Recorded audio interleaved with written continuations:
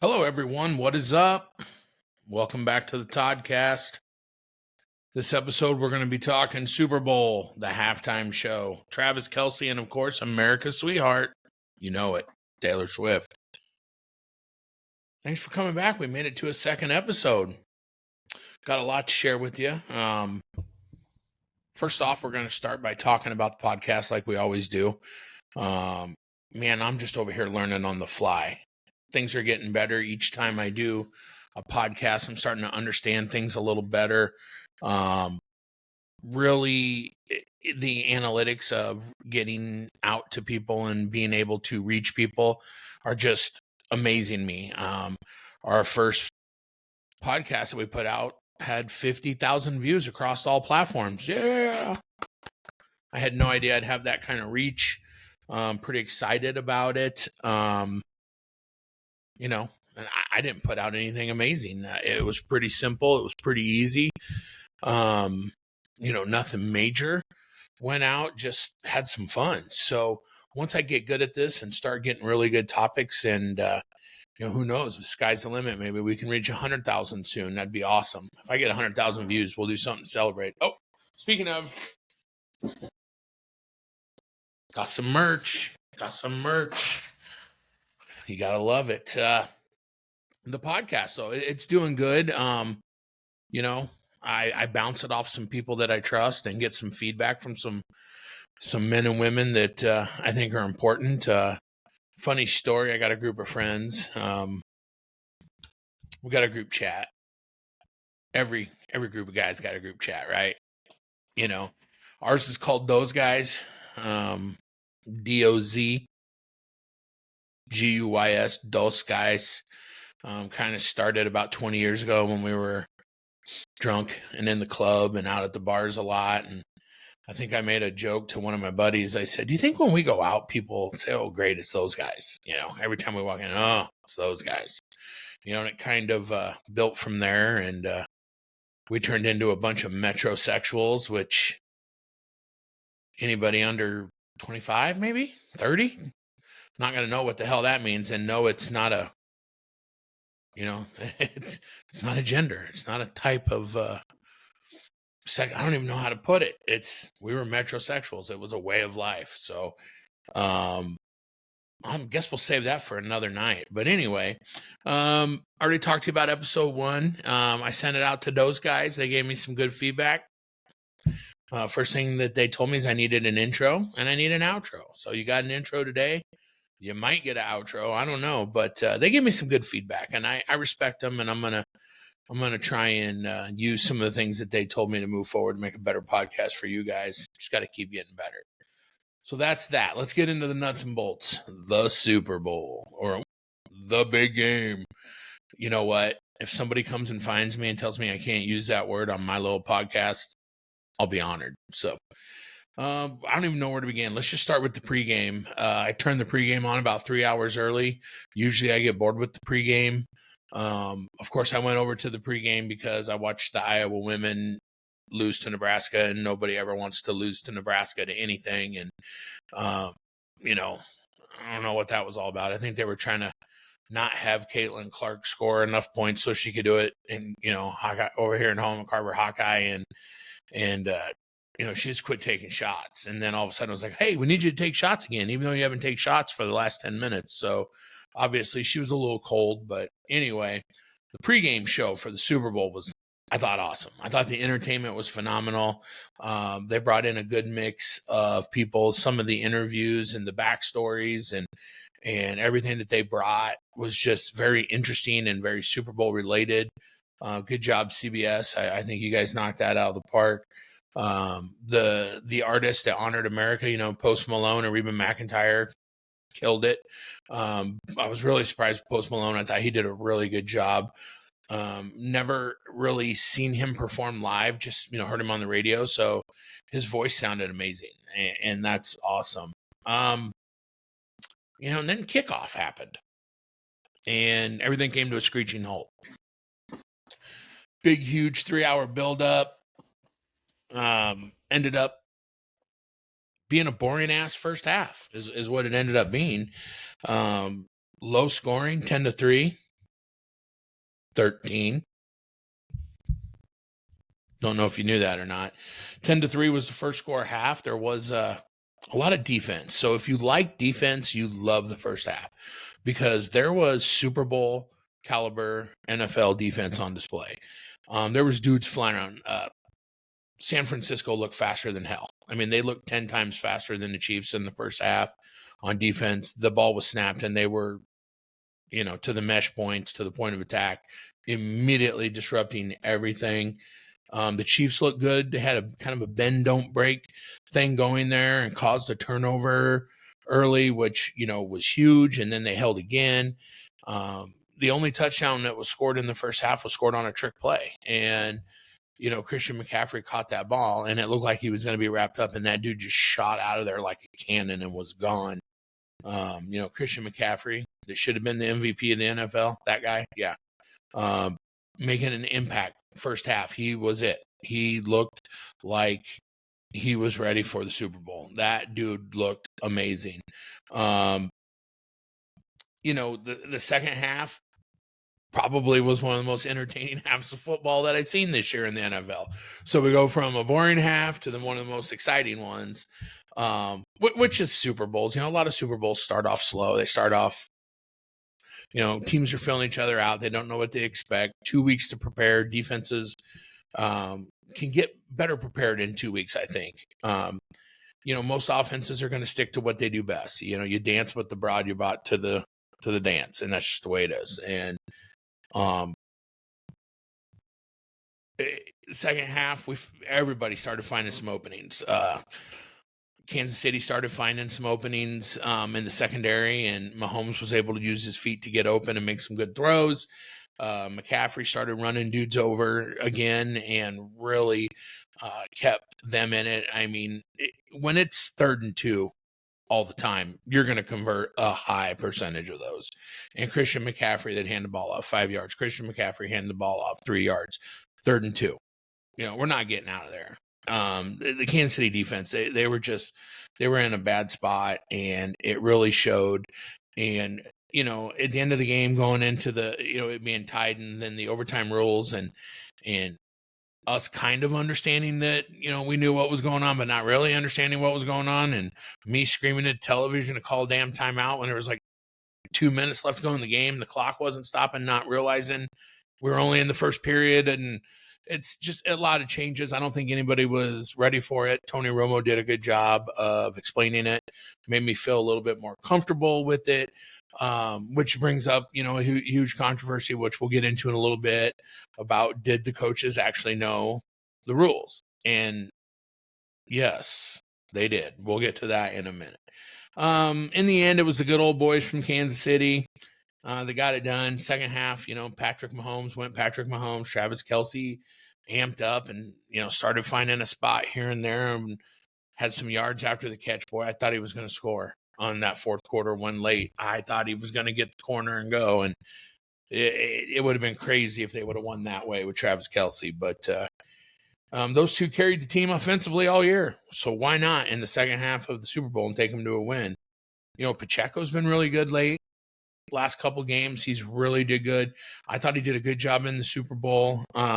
He's proven to be a number one spot rostered NFL running back. I hope to see him, next year. Kansas City Chiefs, back-to-back Super Bowls.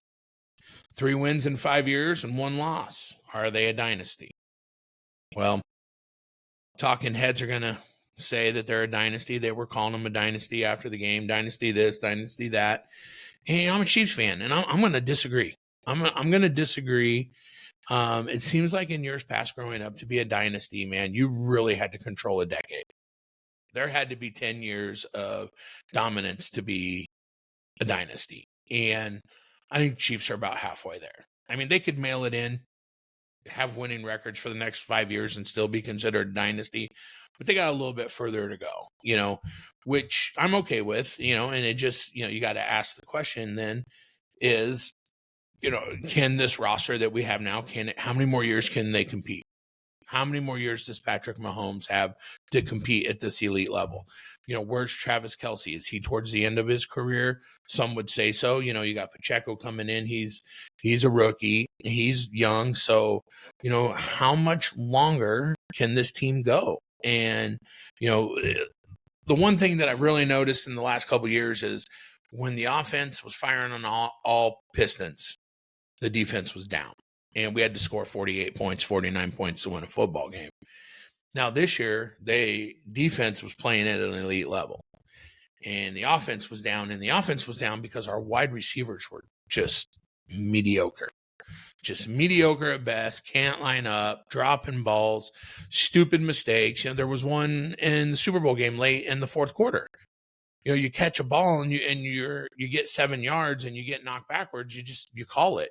You don't run backwards 8 more yards and try to reestablish and go forward and end up putting your team at a 2nd and 14 when it should have been 2nd and 3rd. Just bonehead plays out of our wide receivers all year long. And you would think that they're a little bit better than that, at that level. So moving on, what are we going to do about receivers next year? What are we going to do for supporting cast? For our defense, we got a really good defense. We've got some guys up front. We were hurt at D-line. I think we're a little thin at linebacker. I think our D-backs are phenomenal.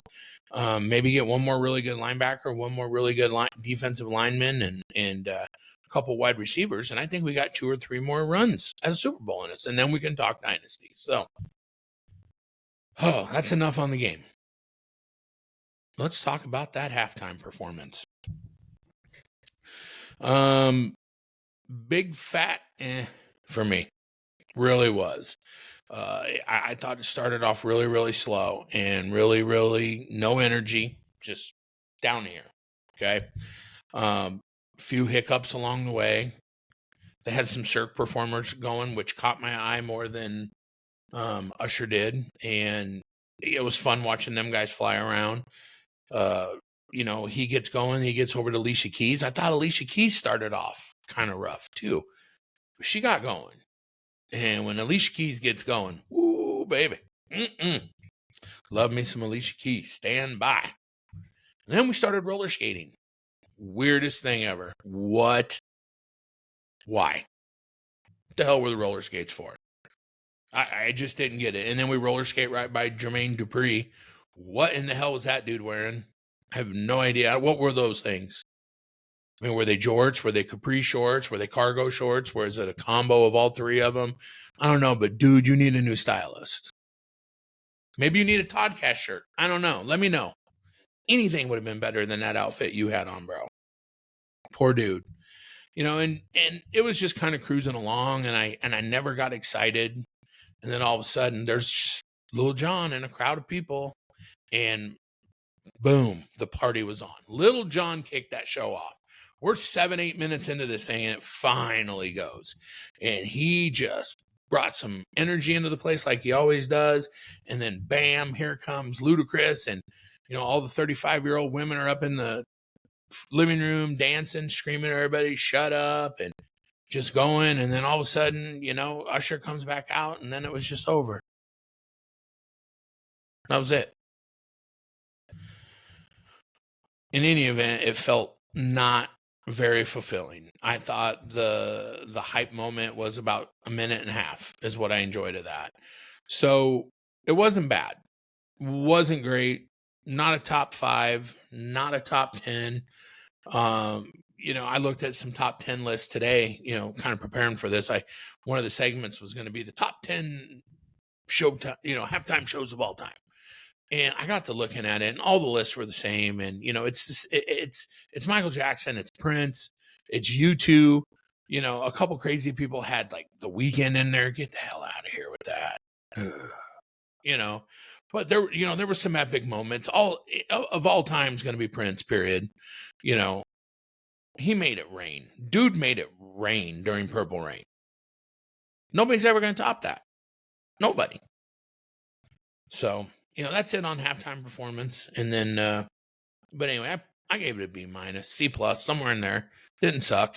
Wasn't great, But then some advice I got from some people on my podcast that I didn't talk about was I got to have a segment, like a defining segment in here, like something that people are going to look forward to. So I came up with that segment, and we're going to move on to it. And it's going to be the segment of this podcast, I think. And I've decided to name it, Put Your Name on It.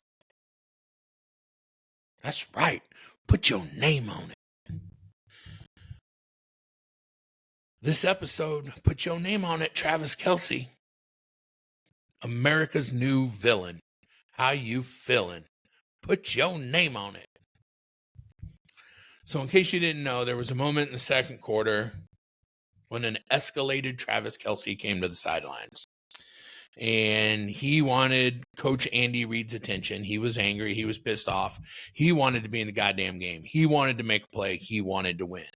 And he runs up to Andy Reid with a full red face, grabs him by the arm. I want to get in the freaking game so I can score a touchdown. And startled Andy Reid.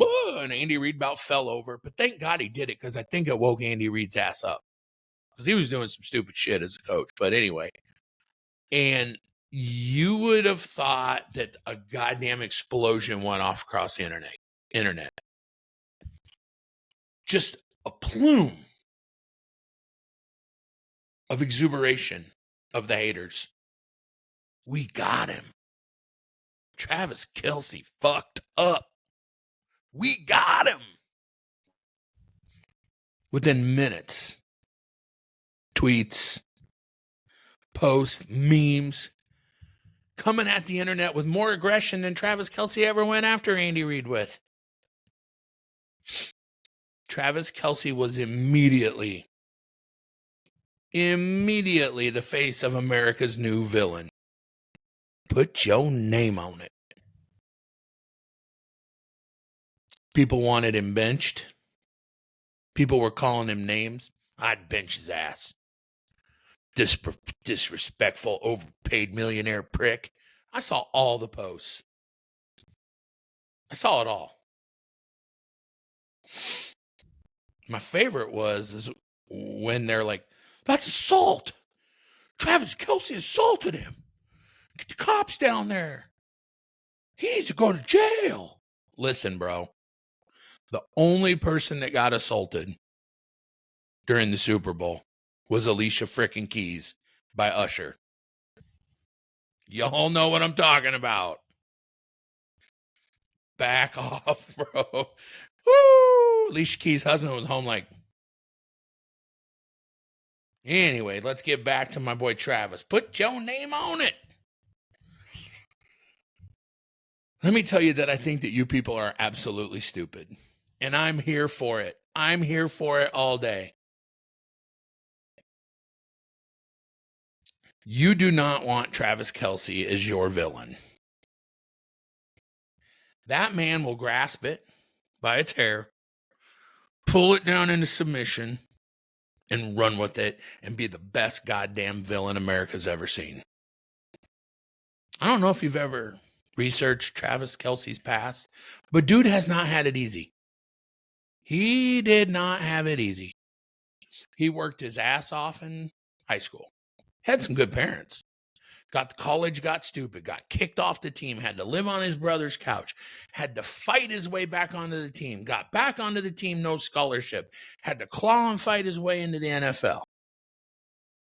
This is a guy who's been to the depths of hell and fought his way out, and you want to villainize him.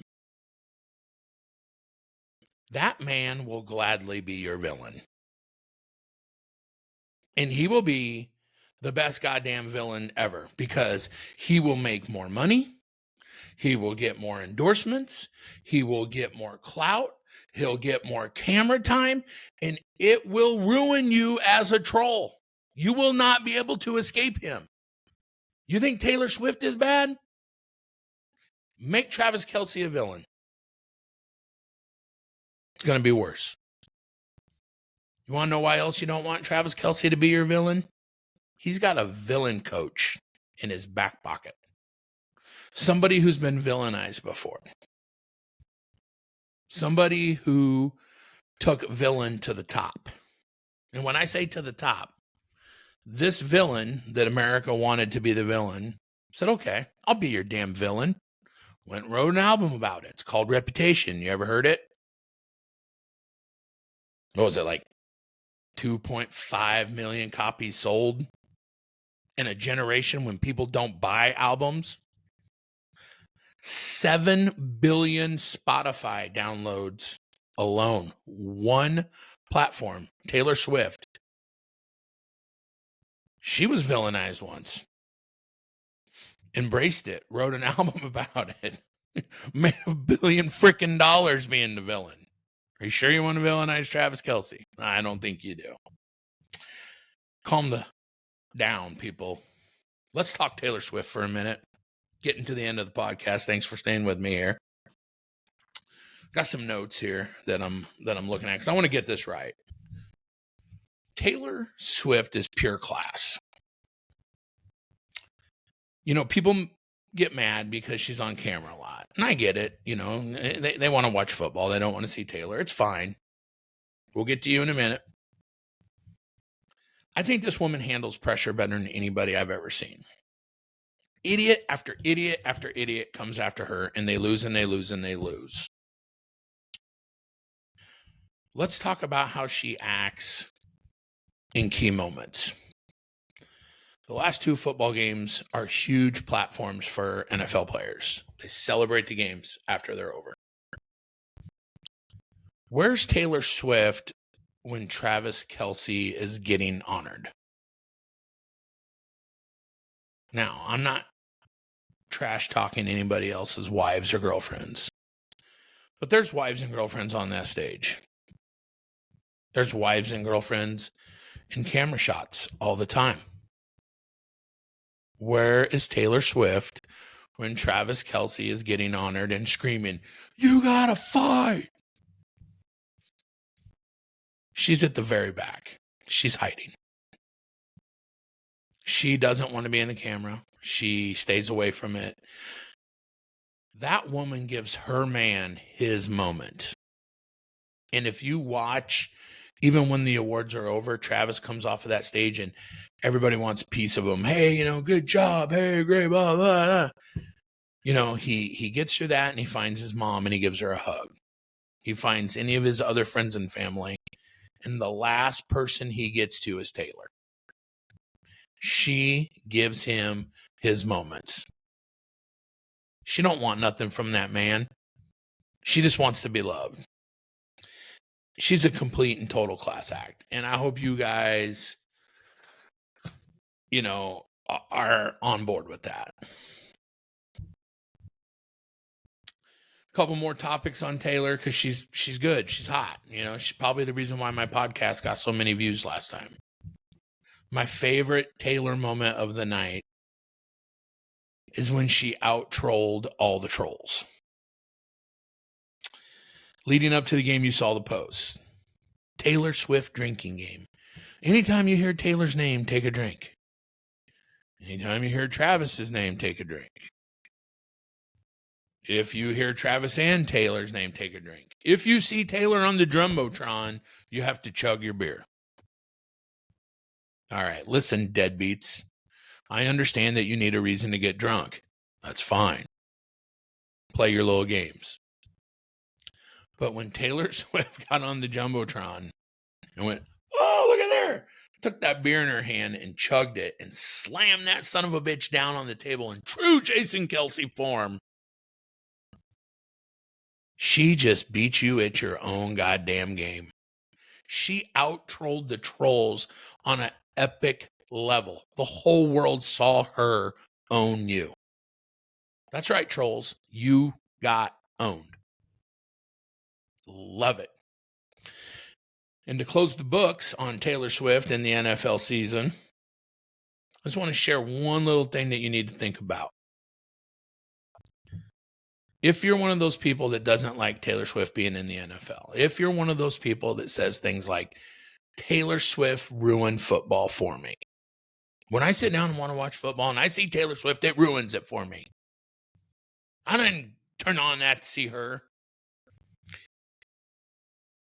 Do you understand the real message that you're portraying? The words are one thing, but there's a true message behind what you're saying. You're telling Taylor Swift, all of her followers, all the little girls in the world, you're not welcome here.